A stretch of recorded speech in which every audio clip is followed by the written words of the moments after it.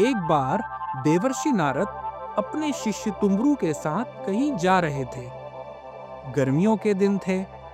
विश्राम करने के लिए वे एक पीपल के पेड़ की छाया में बैठ गए।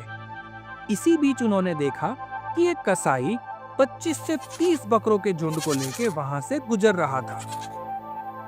उनमें से एक बकरा झुंड से थोड़ा सा अलग होके एक दुकान पे रखी हरी हरी पालक खाने के लिए लपक पड़ा। दुकान के ऊपर नाम लिखा था मूंगाचंद सेठ। दुकानदार ने जब बकरे को पालक खाते हुए देखा तो बिना सोचे समझे उसने बकरे पर डंडे बरसा दिए। बेचारा बकरा दर्द से वैं वैं करने लगा और उसके मुंह से सारी पालक नीचे गिर गई। फिर दुकानदार ने कसाई को बकरा पकड़ाते हुए कहा, जब इस बकरे को हलाल करेगा तो इसकी मुंडी मुझे देना, क्योंकि ये मेरी सारी पालक खा गया है। देवर्षि नारद ने थोड़ी देर ध्यान लगाया और फिर जोर से हंसने लगे। तुंबरू ने आश्चर्यचकित होकर पूछा, गुरुजी, आप हंस क्यों रहे हैं? जब उस बकरे को डंडे पड़ रहे थे तब तो आप बहुत दुखी हो गए थे, लेकिन ध्यान करने के बाद आप हंसने लगे। इसमें क्या रहस्य है गुरुजी? तब नारद जी ने कहा, छोड़ो भी, ये सब कर्मों का खेल है, जाने दो इस बात को। तुंबरू ने जिद करते हुए कहा, नहीं गुरुजी, कृपया करके बताइए ना गुरुजी।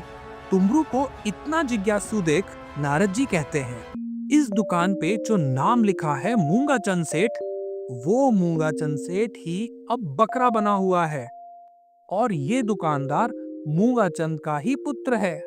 मूंगाचंद मरकर अब बकरे के रूप में जन्मा है और अपनी दुकान से पुराना संबंध समझ के वो यहाँ हरी सब्जी खाने चला आया। अब देखो, उसी के बेटे ने उसे डंडे मारकर भगा दिया। मैंने ध्यान लगाकर देखा कि 30 बकरों में से कोई भी दुकान पर नहीं गया। फिर ये क्यों गया? इसका कारण जानने के लिए मैंने ध्यान किया तो पता चला कि इस दुकान से इसका पुराना संबंध था। जिस बेटे के लिए मूंगाचंद सेठ ने इतना धन कमाया, इतनी मेहनत करी, वही बेटा अब पालक का एक गट्ठर भी इसे खाने नहीं दे रहा।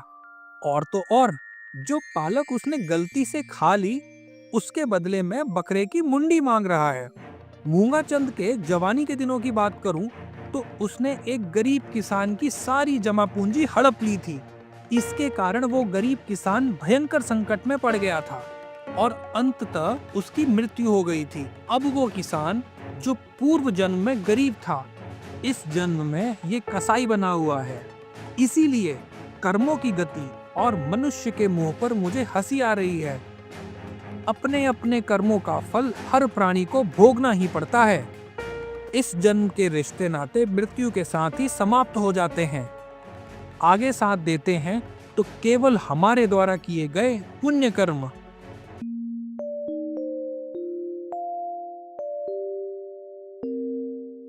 अगर आपको हमारी ये कहानी अच्छी लगी तो जल्दी से इस वीडियो को लाइक कर दो और हाँ, चैनल को सब्सक्राइब करना तो आप बिल्कुल भी मत भूलना।